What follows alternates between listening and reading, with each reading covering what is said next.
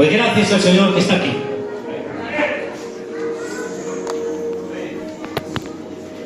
Yo quisiera compartirles una palabra del Señor y quisiera recordarles un tema que de alguna manera se ha vuelto muy reiterativo en mi vida. Yo soy un tipo de predicador que de alguna manera me cuesta mucho predicar algo que no esté trabajando conmigo. Necesito rumiar lo que predico. ¿Vale? Y les voy a recordar algo que en otras ocasiones ya he tocado, pero que lo considero no bonito, sino necesario. Amén. Dice el apóstol Pablo a Timoteo que toda escritura es inspirada por Dios y útil. Lo primero que dice es que es útil para enseñar, para redarguir, para corregir, para instruir en justicia, a fin de que el hombre de Dios sea perfecto y enteramente preparado para toda buena obra. Amén. Amén. Pero miren, antes de decirles el versículo en el que vamos a predicar, tengo una palabra para cristianos. Y dirán, normal. Pero miren, hay matices diferentes. Dice la palabra del Señor que el hombre espiritual todo lo juzga, todo lo discierne. ¿Y qué quiere decir? Que el hombre y la mujer de Dios todo lo separa, todo lo juzga, todo lo segrega de alguna manera, diciendo esto sí, esto no, esto es de Dios, esto le agrada, esto no le agrada, esto lo glorifica, esto no lo glorifica. El hombre y la mujer de Dios tiene constantemente un filtro en lo que dice, en lo que piensa, en lo que habla, en lo que oye, en todo por donde camina, en todo lo que hace, va juzgando, va discerniendo. Pero escucha bien, el discernimiento más sensible que tiene que tener un hombre y una mujer de Dios es para sí mismo. Por eso tengo una palabra para aquellos que están acostumbrados a hacer una mirada introspectiva, que se miran por dentro, pero no les gusta lo que ven. Si tú te miras por dentro y no te gusta lo que ves, posiblemente hoy el Señor por su palabra te quiere hacer bien. Me acompañan por favor la carta del apóstol Pablo a los Romanos, capítulo 7, versículo 24. Y dice así la palabra de Dios en el nombre de Jesús. Miserable de mí, ¿quién me librará de este cuerpo de muerte? Amén. Repito, miserable de mí, ¿quién me librará de este cuerpo de muerte? Este versículo es la conclusión expresiva a todo lo que Pablo ha estado explicando en este capítulo 7. Cuando termina de explicar todo lo que está diciendo en el capítulo, irrumpe de alguna manera en una expresión y tiene que decir, miserable de mí. Hay otras versiones que lo traducen como desdichado de mí. La Nueva Traducción Viviente lo dice de una forma que a veces a nosotros nos hace reír. Y es que dice, soy un pobre desgraciado. Sabía yo que algunos se iban a reír, sobre todo el nano. Pero escuchen bien, es una palabra muy acertada. Soy un pobre desgraciado. Porque no sentir la aprobación de Dios es una desgracia. Mirar si no sentirse aprobado por Dios y sentirse un miserable por dentro es una desgracia, es un dolor, es una sed inabarcable, es algo que no se puede explicar. Y por eso dice, soy un pobre desgraciado. En la Reina Valera lo dice así, miserable de mí, ¿quién me librará de este cuerpo de muerte? Bajo la inspiración del Espíritu Santo, Pablo está tan involucrado en esta enseñanza que está mostrando todo lo que hay en su interior. Por eso no tiene reparos en que todo el mundo oiga lo que hay dentro de él y dice, miserable de mí. No hay velos por el medio, no hay apariencias, no hay actuaciones ni fingimientos. Miserable de mí, ¿quién me librará de este cuerpo de muerte? Tiene que gritar, no lo puede evitar. Pero miren, muy rápido. Se han dado muchas interpretaciones de este pasaje. Y hay quien ha dicho, atención, que el apóstol Pablo está hablando de alguien que es una persona no regenerada. Alguien que no ha nacido de nuevo, que aún está en sus pecados y por eso utiliza estas expresiones. Segunda interpretación. Es una persona que ha nacido de nuevo, que sí ha sido regenerada, pero es tan inmadura, tan carnal, que el pecado está demasiado presente en su vida y por eso tiene que utilizar estas expresiones tan duras. Porque si leemos todo este pasaje, hay una retaíla de expresiones a cuál más dura. Yo soy carnal, yo soy vendido al pecado, en mí no mora el bien, el mal mora en mis miembros. Y la segunda interpretación era esta, que es una persona regenerada, pero inmadura, que no ha crecido lo suficiente.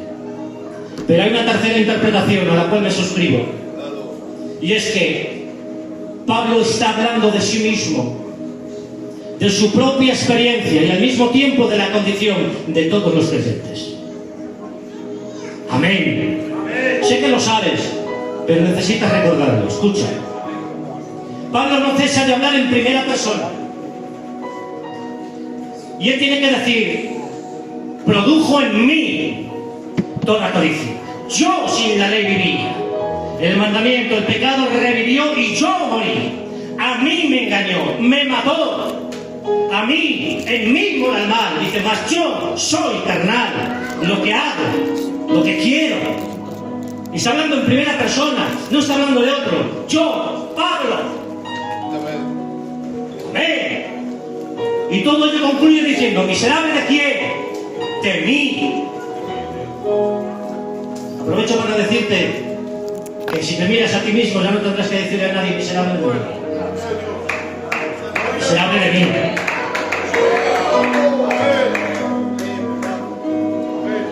Aprovecho para decirte que un hombre de Dios dijo en cierta ocasión que si pudiéramos ver el interior de los hombres como que tuviesen el pecho de cristal, veríamos monstruos. Cuando nos miramos por dentro, vemos cosas que no nos gustan. Aleluya. Miserable de mí. Pero mira, es Pablo el que habla. Es la condición y la experiencia personal de Pablo. Y al mismo tiempo es la tuya, y la tuya, y la mía. Y es más, no está hablando de un cristiano inmaduro. No está hablando tampoco de los que no han crecido lo suficiente. Tampoco encaja ahí. Porque el que habla es Pablo, aquel que fue capaz de decir, sed imitadores de mí así como yo lo soy de Cristo. Aquel que es capaz de decir a los filipenses algo que suena muy fácil, pero ¿quién podrá decirlo como él lo decía? Sé vivir. No sabemos ni vivir. Pero él dice, sé vivir en abundancia, sé vivir humildemente, con lo mucho, con lo poco, he aprendido a contentarme, sea cual sea mi condición. Este es Pablo, el que dice miserable de mí. No es un inmaduro. Es más, es aquel que el Señor se encargó de mantenerle en humildad y en madurez, siempre. Pues 3 veces oró para que el Señor le quitase el aguijón y el Señor le tiene que decir, bástate mi gracia, porque mi poder se perfecciona en tu debilidad. Pablo sabía lo que era tener el pie de Dios encima de su cuello. Pablo sabía lo que era tener la mano de Dios sujetándole para que no levantase la cabeza demasiado. Pablo sabía lo que era la humildad. Pablo sabía lo que era mantenerse donde tenía que estar y en la condición adecuada para que la gloria siempre fuera de Dios. De ninguna manera Pablo puede ser un inmaduro. Es más, es verdad que hay una evolución en la vida de Pablo y en su ministerio. Pues en cierta ocasión tiene que decir, yo soy el último de los apóstoles, al cual se le apareció al Señor como a un abortivo. Yo soy el último de los apóstoles. Pero es que pasa el tiempo y vuelve a hacer un balance, un examen interior de su vida y dice, yo soy el más pequeño de todos los santos. Pero es que pasa el tiempo, vuelve a hacer otro análisis y ya no se compara ni con apóstoles ni con santos, sino que ahora dice, yo soy el primero de los pecadores. La evolución de Pablo nunca es hacia abajo, es hacia arriba, en humildad, en madurez. Este que habla, este que dice miserable de mí, no es un inmaduro, no es alguien que no sepa lo que hace, es alguien tratado por Dios, es alguien que no pierde el tiempo, es alguien que está continuamente en la voluntad de Dios. ¿Sí o no? No puede ser la primera interpretación, escucha bien, no puede ser. Porque dice la Biblia que el hombre no regenerado, el hombre sin el espíritu, o sea, el hombre natural, no puede sujetarse a la ley de Dios. Y dice la versión Dios habla hoy, ni quiere ni puede. Amén. Sin embargo, aquí podemos ver que el mismo apóstol Pablo tiene que decir, porque el querer el bien está en mí, pero no el hacerlo. Por lo tanto, este miserable, este que se mira y ve tanto mal dentro de sí mismo, es alguien que desea hacer lo bueno y no lo consigue. No es un hombre no regenerado. Es más, escucha bien porque esto es muy importante. Te voy a dar un adelanto de lo que viene a ser el meollo del asunto. Un adelanto de este mensaje. Lo que la juventud llama un spoiler.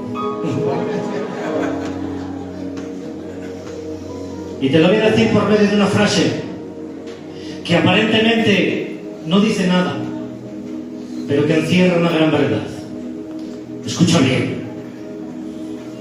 La lucha con el pecado sigue siendo una experiencia cristiana. Parece que no he dicho nada. Lo diré de otra manera. La lucha con el pecado sigue siendo una verdadera experiencia cristiana. Hay quienes ven visiones, otros dicen que ven ángeles. La mayoría cuenta sus experiencias por lo que sucede a su alrededor, pero la mayor evidencia de la gloria del Espíritu Santo no es lo que sucede fuera, es lo que sucede en tu interior. Es como obra en tu interior, es como te lleva a su voluntad. La lucha con el pecado es la mayor evidencia de que el Espíritu Santo está trabajando dentro de ti. Tú que te miras y no te gusta lo que ves, quizás estás viendo la mayor de las evidencias de que verdaderamente el Espíritu Santo está obrando milagros en tu persona, porque quieres el bien aunque a veces no lo consigas, porque deseas agradarle aunque a veces no logres alcanzarlo, porque te duele a veces pero sigues intentándolo.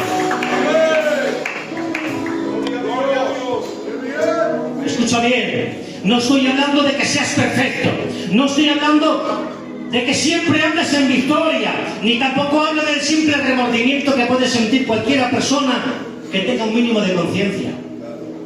No, paradójicamente, escucha bien, estoy hablando del que siente amor por aquel a quien ofende con su pecado.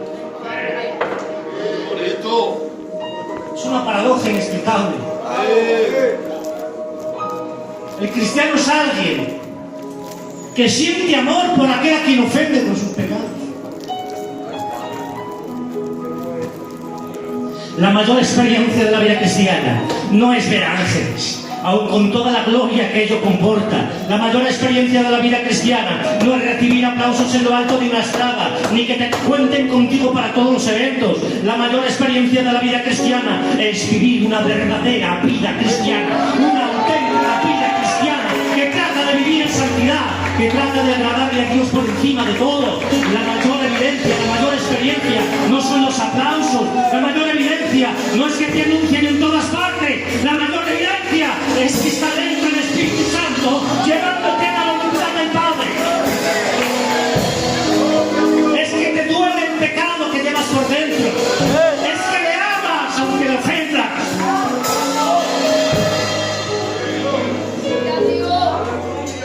Sentir la guía del Espíritu que te corrige, que te aflige si es necesario. Eso también es una manifestación de la paternidad divina. Porque Dios a sus hijos los corrige. Porque al que recibe por hijo lo azota y lo lleva hacia su voluntad. Amén. Escucha bien, con mucho cariño, el principal objetivo del Señor no es realizar eventos masivos. El principal objetivo del Señor es seguir trabajando contigo. ¡Amén! Porque mira lo que te digo, y si te agrada, le alabas al Señor, sigues siendo tú el objeto de su amor. Sigues siendo tú el objeto de su amor. Sigues siendo tú el guante que Dios se pone para darle una bofetada diaria a Satanás y demostrarle al mundo que la gracia de Cristo es suficiente. Eres tú el escenario en el que Dios actúa. Eres tú el lienzo en el que Dios pinta su mejor obra. Y cuando Dios quiere exhibirse, no lo hace desde lo alto de una catedral, lo hace desde lo profundo de tu corazón, lo hace desde tu sencillez y desde tu incompetencia, porque Dios deposita su importancia en tu insignificancia. ¡Amén! No hay quien lo entienda, pero Dios trabaja de esta manera. Escucha bien, la mejor forma de saber si eres un cristiano real es si el pecado te hace infeliz de una forma real. Te lo diré de otra manera. Si eres feliz con tu pecado, Jesucristo aún no te ha alcanzado. Si eres feliz con tu pecado, Jesucristo todavía no te ha alcanzado. Pero si eres infeliz, cada vez que el pecado se apodera de ti, cada vez que el remanente pecaminoso que aún habita en nosotros sabotea tu vida cristiana y te hace hacer lo que a veces no quieres hacer, te digo, si eres infeliz, si hay un dolor interno dentro de ti, llevas la marca de los verdaderos, llevas la señal de los auténticos. El Espíritu Santo está trabajando dentro de ti.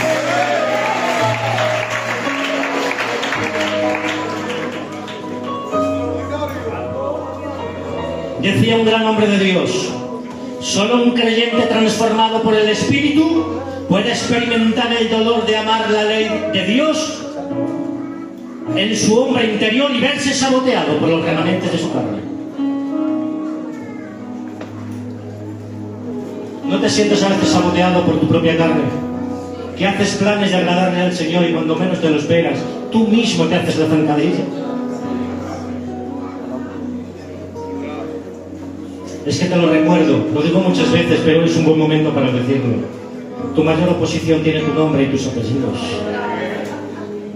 El que más veces te ha humillado, el campo de batalla en el que más veces has sido derrotado no está fuera, está dentro de tu pecho. Nadie te ha puesto tantas veces la zancadilla, nadie te ha ofendido tanto, nadie te ha humillado tantas veces como tu propio corazón perverso. ¡Aleluya! Nos sabotea nuestra propia carne, es así. Dicho de otra manera, en el hombre que no ha nacido de nuevo no existe un conflicto interno. Solo hay una inclinación en él. Eso no quiere decir que no pueda distinguir entre lo bueno y lo malo, ni tampoco que todo lo que hace sea malo, pero su depravación total le inclina únicamente hacia el pecado, de tal manera que ni siquiera cuando hace algo bueno lo podrá hacer para la gloria de Dios. Jamás. Te lo resumo. El hombre puede hacer cosas buenas a los ojos del mundo, pero jamás cosas santas a los ojos de Dios por su propia cuenta.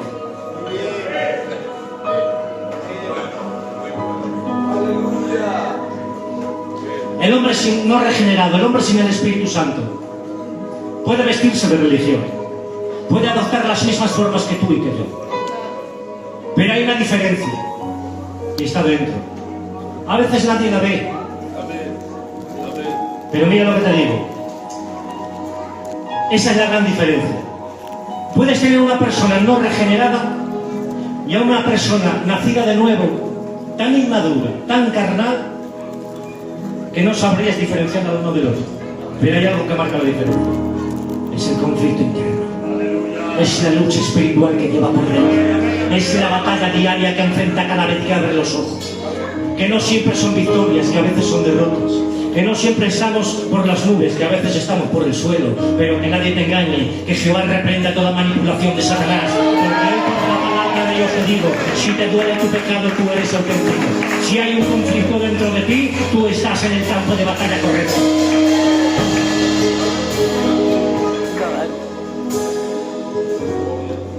Amén. Por muy débil, torpe torpe o malo que a veces te sientes, si te duele tu pecado, tú tienes vida. Amén. Digo más, si sientes a veces que no encajas en este mundo, es porque siempre vas a contracorriente y a veces no te das cuenta. Dice el apóstol Juan que el mundo no nos conoce porque no le conoce a él. Un ejemplo que pongo muchas veces: un pez que flota en la superficie del río y que va en la misma dirección de la corriente tiene todos los síntomas de ser un pez muerto. Pero un pez que se sumerge, que lucha con la corriente, que salta si es necesario, ese es un pez vivo. El que lucha contra corriente en este mundo, el que no sigue en la misma dirección del mundo, el que lo intenta con todas sus fuerzas, aunque a veces no lo consiga, ese es un pez vivo, ese es un pez que tiene vida, ese es un pez que se sumerge y lucha con la corriente. Y te lo vuelvo a decir, tú no eres un pez muerto, tú eres un salmón.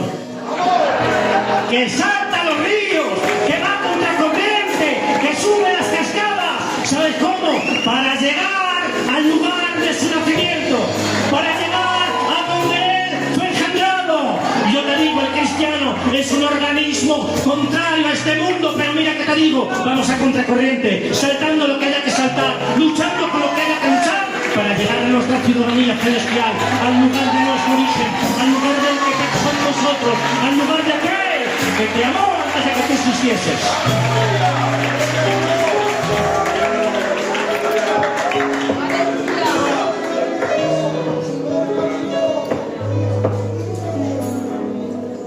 Escucha bien, en el capítulo 7 de Romanos, Pablo describe la lucha interna del cristiano y pone de relieve algo muy importante.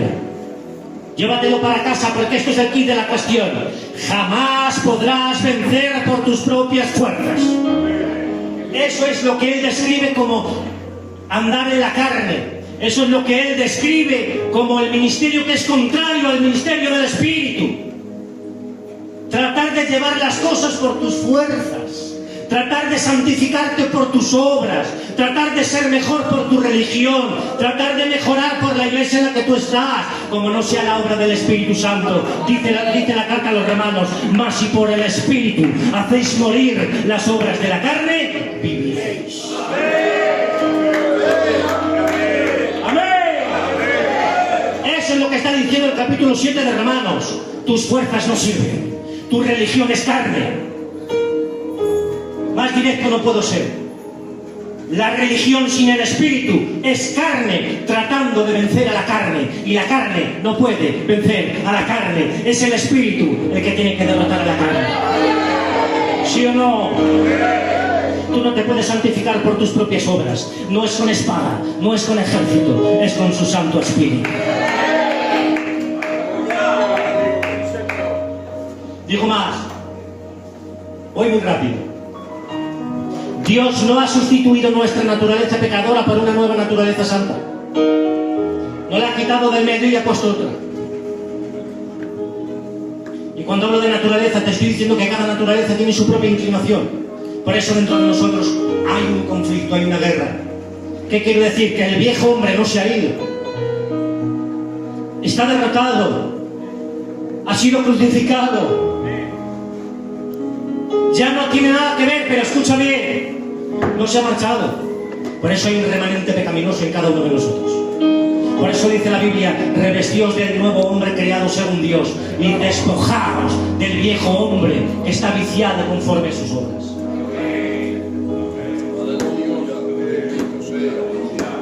Mira lo que te digo.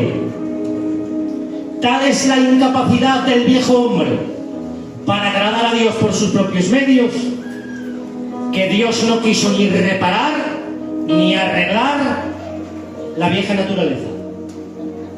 No porque no tenga poder, sino porque tenía un plan superior. Él quiso hacer por medio de Cristo una nueva creación, una nueva naturaleza, un hombre creado según Cristo, un nuevo hombre, lo que en la Escritura se conoce como regeneración. La regeneración es una verdad bíblica que se muestra en la Escritura por medio de tres figuras. La más conocida de todos aparece en el capítulo 3 de Juan, cuando Jesús le dice a Nicodemo: Si no nacieres de nuevo, no podrás ni ver ni entrar en el reino de Dios. Nuevo nacimiento. ¿Sí o no?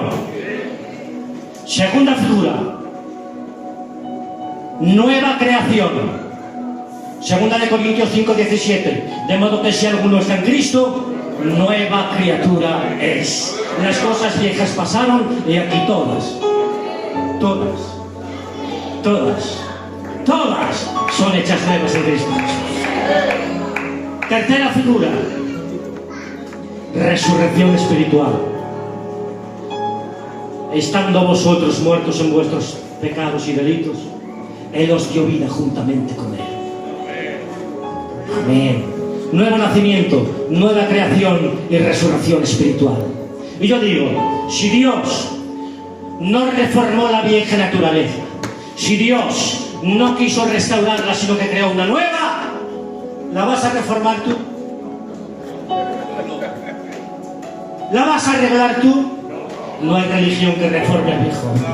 No hay estatutos humanos que puedan arreglar al viejo hombre. No hay administraciones. No hay nada que nosotros podamos hacer. Solamente hay una cosa. Es estar en manos del Espíritu Santo a través de su palabra para que el nuevo hombre creado según Cristo sea el que gobierne tu vida. Sea el que obre cada día. Para que el yo pecaminoso esté cada día por debajo del otro. ¡Amén! ¿Se entiende, verdad?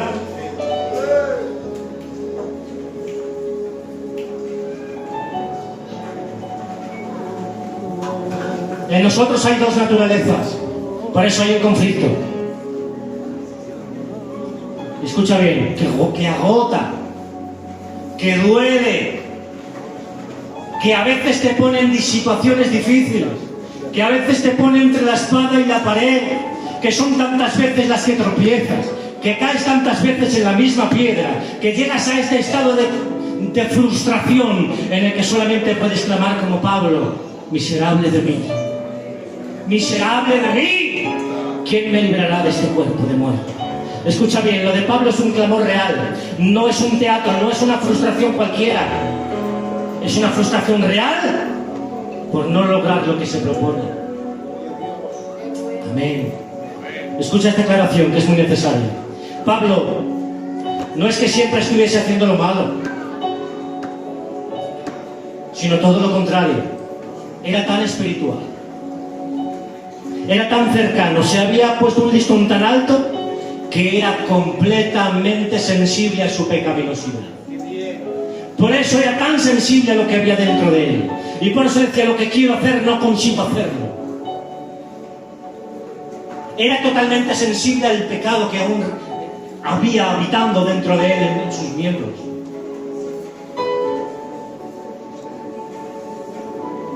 Eso es lo que quiere el Espíritu Santo. ¿Tú crees que el Señor quiere que te mires y te veas como un súper espiritual? ¿Como un campeón? ¿Como alguien que siempre acierta? Dios no quiere que lo veas así porque es mentira. Más bien le permite al Espíritu Santo que de vez en cuando te trate de tal manera que aunque duela, aunque te frustres, aunque a veces no lo entiendas, puedas ver que necesitas depender de las 24 horas del día, que eres pecador, que eres débil, que eres incompetente como yo, que eres imperfecto las 24 horas del día, que necesitas depender de la obra del Espíritu Santo. Este clamor, esta frustración nos lleva a preguntas tales como esta. Escucha bien: ¿por qué no puedo cambiar? ¿Por qué siempre tropiezo en la misma piedra? ¿Por qué me distraigo con tanta facilidad? ¿Por qué me desenfoco tan fácilmente? No te lo preguntas. Pasamos del cielo al infierno en un momento. ¿Sí o no?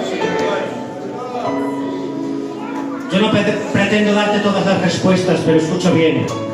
Cuando la gracia de Dios te asiste, en medio de tu debilidad, el poder eficaz, suficiente y aplastante de Cristo reposa sobre ti. Cuando eres débil, cuando sientes que no tienes, cuando sientes que no llegas.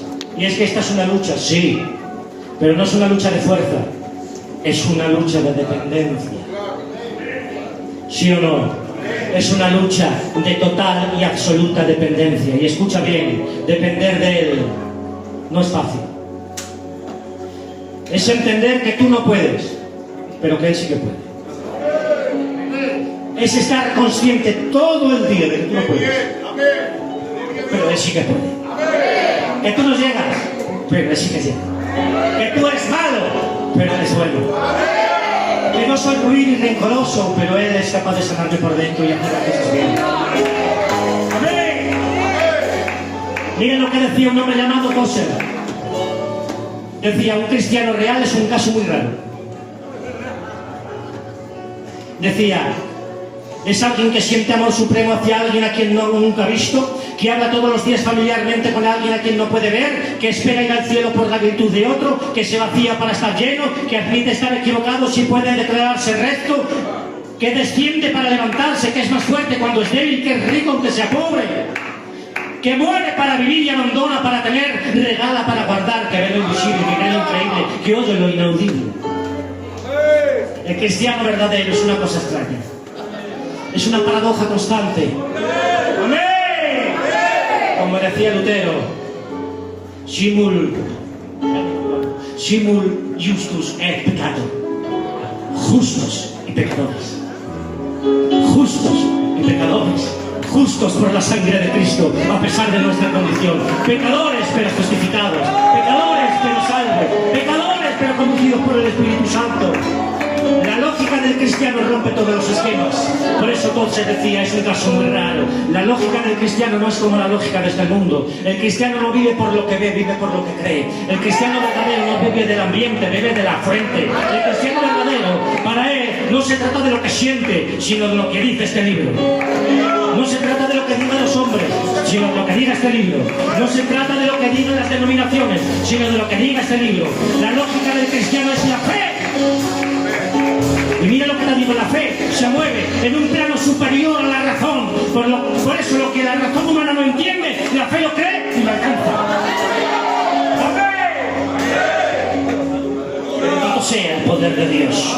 La vida cristiana es a veces muy frustrante, pero hoy te digo de parte de Dios y voy terminando, no te frustres, no tires la toalla, no te vuelvas loco, tú llevas la marca inconfundible, es el Espíritu Santo que sigue trabajando contigo, sigue, continúa, no te rindas, recoge la toalla, recoge la espada, sigue luchando, no te frustres por nada ni nadie, reprendo todo engaño de Satanás en el nombre de Jesús. Toda confesión mental que te permite pensar que tú no eres de Dios. Yo te digo, si el Espíritu todavía está trabajando en tu interior, es porque Él no ha terminado contigo, por supuesto. Pero tú estás en las manos del alfarero. Tú estás en las manos del que todo lo sabe hacer. Él está trabajando contigo. Sigue adelante en el nombre del Señor. Y te dejo con un concepto. Todo funciona con un concepto. Sigue, continúa. La Biblia no se cansa de presentarnos este concepto. Continuidad. Dice el Antiguo Testamento, el fuego del altar jamás debe apagarse. Siempre ardiendo, siempre sacrificio, siempre ardiendo, siempre sacrificio. Y es que así es el Señor. Y así nos enseña el Nuevo Testamento. Orad sin cesar. Buscando a Dios en todo tiempo. Amén. ¿Sabes por qué? Porque así es el Señor. Y con esto termino. ¿Sabes por qué te pide eso? Porque Él lo ha hecho contigo. Todo el día extendí mis manos a un pueblo rebelde y contradictor. Todo el día extendí mis manos a un pueblo rebelde y contradictor, que me lleva a la contraria, que no hace lo que yo le digo, que no va por donde yo le mando. Pero aún así, extendí mis manos todo el día, todo el día. Estás en busca y captura. Deja ya de volverte loco. Créele a la palabra del Señor. Un aplauso y que Dios les bendiga.